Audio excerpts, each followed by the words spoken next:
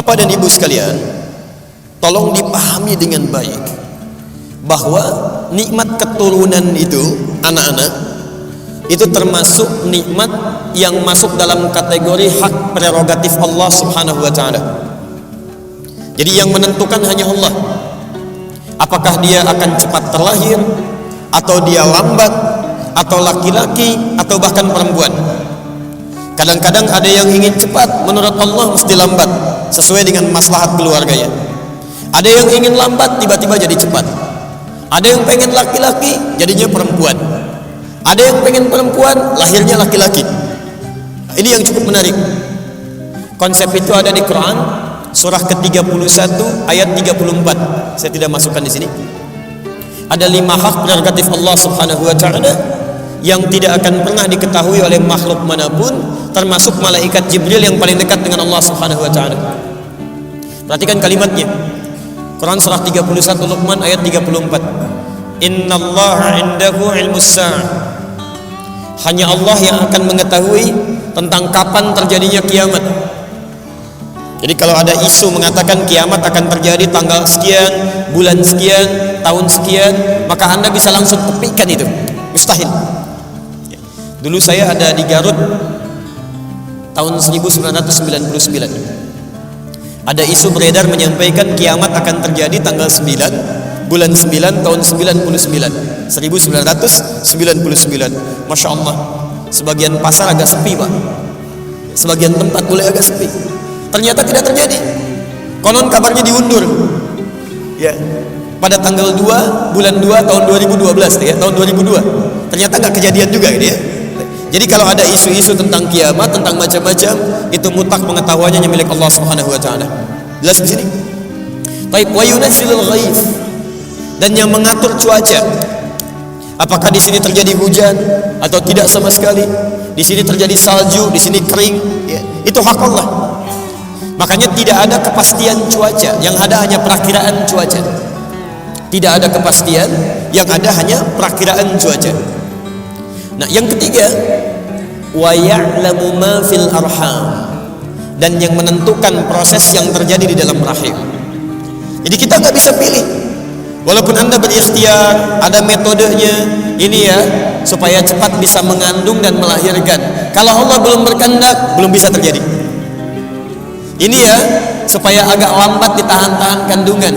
Kalau Allah tidak berkehendak, tidak akan terjadi. Mengandung ya mengandung, lahir ya lahir gitu. Antum pengen laki-laki, tiba-tiba bisa jadi perempuan.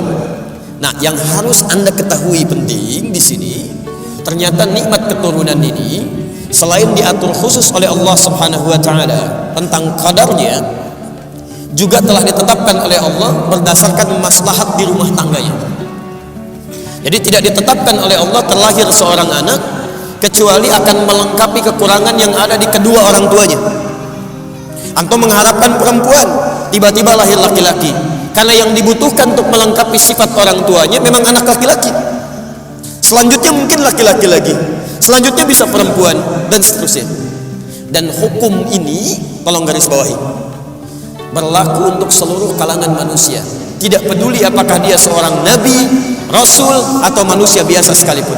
Kalau sudah Allah berkehendak, maka akan terjadi sesuai dengan keputusannya. Kita ambil contoh seorang nabi yang dekat dengan Allah Subhanahu wa taala, yang rajin ibadah, yang takwanya luar biasa, tapi selama hidupnya telah puluhan tahun ternyata belum mendapatkan anugerah keturunan. Namanya Nabi Zakaria. Kita kenalkan dalam bahasa Al-Qur'an. Kaf ha ya ain sad dzikru rahmati rabbika 'abdahu Zakaria. Masya Allah. Allah sampaikan berikut ini, kami akan kisahkan tentang seorang hamba Allah Subhanahu wa ta'ala yang punya sifat baik luar biasa, namanya Zakaria. Masya Allah. Antum kenal Zakaria? Kenal Nabi Zakaria? Kenal di mana Mas? Baik. Apa persoalan Nabi Zakaria? Idz nada rabbahu nidaan khafiyya qala rabbi inni wahana al-'azmu minni washta'ala ar-ra'su shayba wa lam akun bidu'aika rabbi syaqiyya. Masya Allah. Ini maaf, Nabi dekat dengan Allah, orang paling takwa di masanya, sudah berumah tangga puluhan tahun, dilukiskan dalam Al-Quran, maaf, rambutnya sudah memutih, fisiknya sudah letih. Dalam masa ini istrinya divonis secara medis, maaf, tidak mungkin punya keturunan, monofos dan mandul. Jadi istrinya divonis monofos dan mandul, suaminya juga sudah sepuh, ya sudah fisiknya mulai letih, rambutnya sudah mulai memutih. Kata manusia mustahil punya keturunan. Sudah ikhtiar kemana-mana, ditetapkan tidak mungkin punya keturunan puluhan tahun. Pertanyaannya, maaf, apakah Nabi Zakaria mengeluh? Tidak. Apakah Nabi Zakaria protes? Tidak. Apakah beliau putus asa? Tidak. Anda bisa bayangkan, ada Nabi dekat dengan Allah, orang paling takwa, sudah mulai letih, fisiknya sudah letih, rambutnya sudah memutih, diuji oleh Allah belum punya keturunan, tapi tidak pernah mengeluh kepada Allah Subhanahu wa taala. Tetap berdoa, berikhtiar dan yakin dengan ketetapan Allah Subhanahu wa taala. Sekarang bandingkan dengan kita misalnya. Anda nabi bukan, rasul bukan, takwanya tidak setaat Nabi Zakaria. Jaminan surga belum ada, hisab masih menegangkan, amalan masih berantakan. Baru 2 bulan, 3 bulan diuji belum punya keturunan, Anda sudah mengeluh. Dan kadang-kadang mengeluarkan kalimat-kalimat yang tidak pantas kepada Allah Subhanahu wa taala. Di mana kita perbandingannya dengan Nabi Zakaria? Jadi dalam konteks ini, yang pertama, ketika seseorang sudah berumah tangga, kemudian berusaha untuk mendapatkan keturunan, tapi tidak secepat yang dia harapkan, maka di sini Al-Quran turunkan bagaimana ikhtiar yang sabar untuk memohon kepada Allah Subhanahu wa taala. Jelas di sini? Saya teruskan dulu. Sekarang saya berikan kuncinya menurut Al-Quran. Lalu bagaimana kemudian Nabi Zakaria berikhtiar sampai akhirnya nanti mendapatkan keturunan? Dengan vonis dari manusia sudah nggak mungkin dapat itu. Quran surah ketiga Ali Imran ayat 38 sampai 39, posisi paling kanan sebelah atas di mushaf. Nanti Anda ambil rumus ini untuk diterapkan dalam kehidupan kita ya. Saya agak lambatkan uraiannya. Bismillah. Teman-teman perhatikan kisahnya. Hunalika da'a Zakaria rabbah. Maka di mihrabnya, saya ulang, di mihrabnya Nabi Zakaria bermohon kepada Allah Rabbi. Qala rabbi habli min ladunka dzurriyyatan thayyibah innaka sami'ud du'a. Kemudian beliau menunaikan salat, meminta kepada Allah Subhanahu wa taala. Saya turunkan sebentar. Saya enggak hapus dulu ini ya. Kalau saya hapus barangkali sebagian bagi Anda belum bisa mendapatinya ya.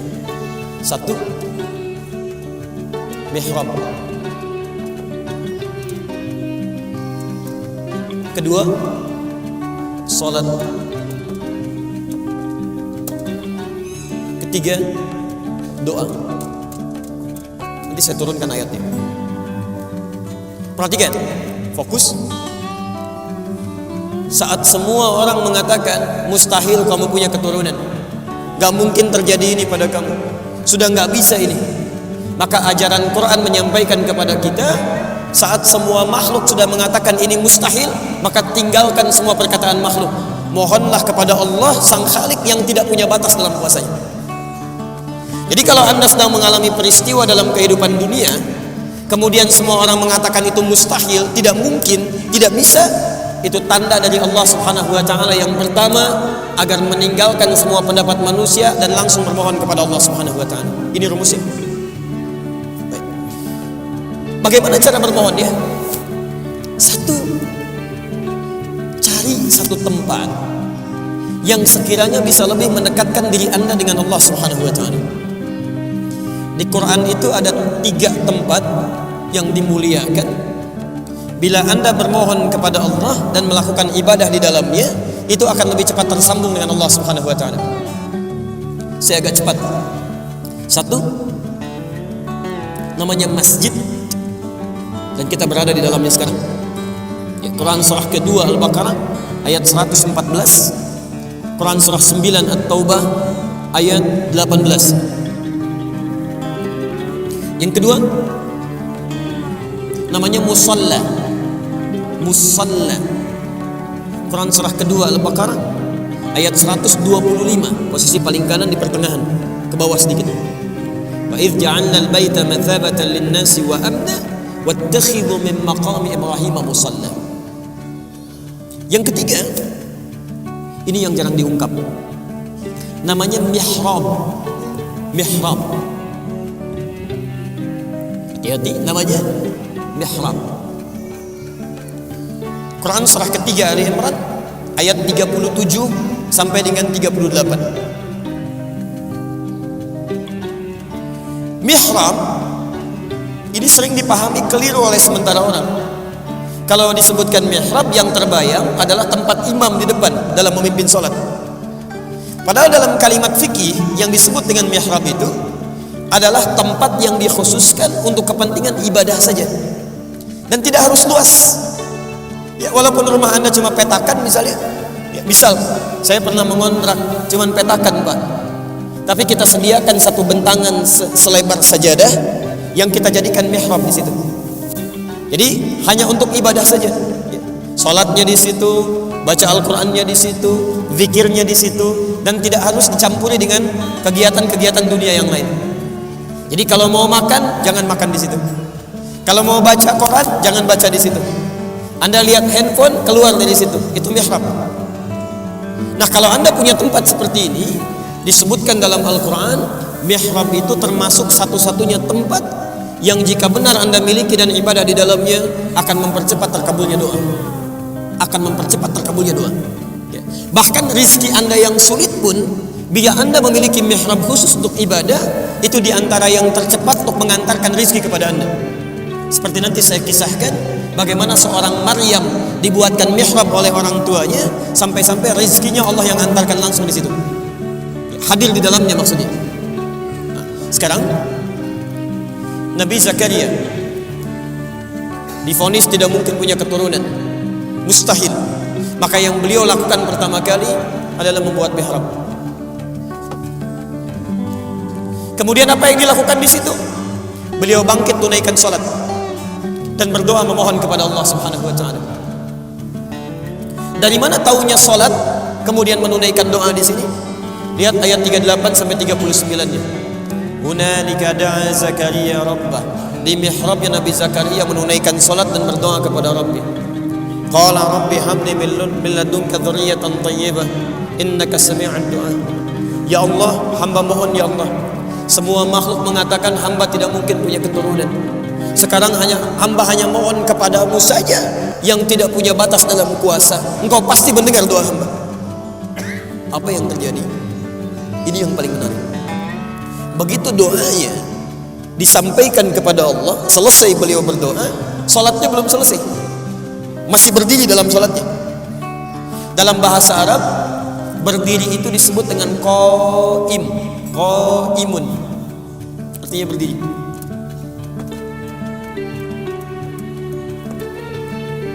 Masih salat disebut dengan yusalli, yusalli, sedang salat. Masya Allah. Ini beliau berdoa dalam salatnya, belum selesai salatnya, baru selesai doa, salatnya masih berdiri. Masih berdiri dalam salatnya. Tiba-tiba turun malaikat. Ayat 39-nya. Fanadatul malaikatu wa huwa qaimun yusalli fil mihrab. Turun malaikat menyampaikan kepada Nabi Zakaria, mengatakan annallaha yubashshiruka bi Yahya. Allah kasih kabar gembira kepada Anda akan punya keturunan. Bahkan namanya langsung dari Allah, Yahya. Artinya hidup. Yang mustahil menurut manusia, lahir dari rahim seorang perempuan yang menopos dan mandul bayi yang hidup, kata Allah nggak ada yang mustahil. Lahir dan hidup dia. Ini poinnya. Dan demi Allah saya katakan, semua nabi dan rasul, bahkan orang-orang saleh, jika punya persoalan dalam hidupnya, dia akan mohon kepada Allah Subhanahu wa taala lewat salatnya. Nabi Musa salat, Nabi Isa salat, ya, bahkan Nabi Ismail salat, Nabi Nuh salat, semua nabi. Jadi kalaupun Anda urutkan dari Nabi Muhammad sallallahu alaihi wasallam sampai dengan Nabi Adam, itu semuanya salat kepada Allah Subhanahu wa taala dengan syariat yang berbeda-beda.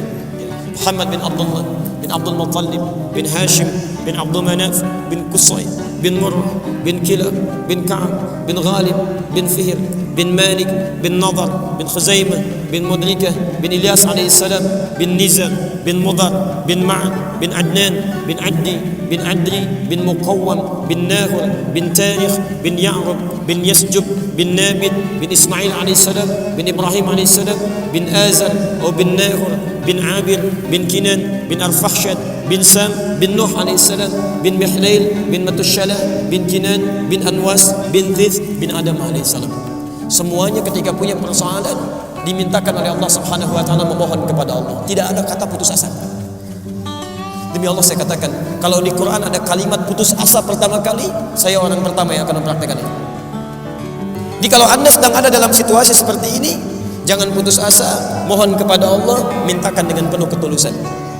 Karena itu perintah sholat ketika disampaikan pertama kali kepada kita, Al-Baqarah, Quran surah kedua, ayat ke-45 sampai 46. Posisi paling kanan di pertengahan, agak sedikit ke bawah. Lihat kalimatnya. Wasta'inu bis-sabri was-shalah. Dan jika Anda punya masalah dalam kehidupan, terima dengan sabar masalah itu, jangan mengeluh. Mengeluh tidak menyelesaikan persoalan, hanya menambah beban. Anda punya masalah, terima dengan sabar. Alhamdulillah, Allah ujikan pada Anda, tidak pada yang lain. Lantas minta solusinya dalam sholat. Was-shalah. Sekarang lihat rahasianya. Saya lambatkan sedikit. Hadis riwayat Abu Daud, nomor hadis 649, hadisnya qudsi di Abu Daud, nomor hadis 649. Hadisnya hadis qudsi dari sahabat Abu Hurairah radhiyallahu taala anhu. Saya tuntaskan dulu masalah ini, perhatikan kalimatnya, saya percepat. Langsung ke ujung hadisnya. Qala Rasulullah sallallahu alaihi wasallam, qala Allah azza wa jalla. Satu kali Rasulullah sallallahu alaihi wasallam pernah menyampaikan, Allah Subhanahu wa taala berfirman dalam hadis qudsi, "Idza qala al-'abdu iyyaka na'budu wa iyyaka nasta'in." Jika seorang hamba dalam salatnya berkata kemudian iyyaka na'budu, ya Allah, sekarang kami menyembahmu, salat hanya kepadamu, wa iyyaka nasta'in, dan sekarang kami punya persoalan dalam hidup, ya Allah, kami hanya mohonkan solusinya darimu. Lihat jawabannya. Qala Allah azza wa jalla, maka Allah Subhanahu wa taala akan langsung menjawab kalimat itu. Jadi ketika Anda dalam salat mengatakan iyyaka na'budu wa iyyaka nasta'in, itu kalimat itu langsung dijawab oleh Allah. Qala Allah azza wa jalla, Allah Subhanahu wa taala kemudian menjawab, hadza baini wa baina 'abdi. Ini perjanjian antara aku dengan hambaku. Wali 'abdi, dan untuk hambaku kalau benar salatnya sampai detik ini, mas'ala, apapun yang dia minta aku akan kabulkan sekarang. Apapun yang dia minta aku akan kabulkan sekarang. Saya mau tanya kepada Anda, saat kita mengucapkan iyyaka na'budu wa iyyaka nasta'in, itu saat ruku atau saat sujud? Berdiri. Gak ada ruku, gak ada sujud, berdiri.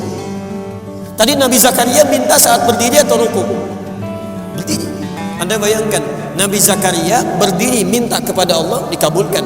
Umatnya Nabi Muhammad SAW belum sholat sudah ditunggu oleh Allah Subhanahu wa taala. Mau minta apa? Ini poin. Jelas di sini. Jadi, bahasan pertama, bagi kita yang ingin berikhtiar mendapatkan keturunan yang diberikan oleh Allah Subhanahu wa taala, tidak mengenal kata putus asa di sini. Mohonkan kepada Allah, ikhtiar dengan baik, dan anugerah insyaallah diberikan. Jelas di sini.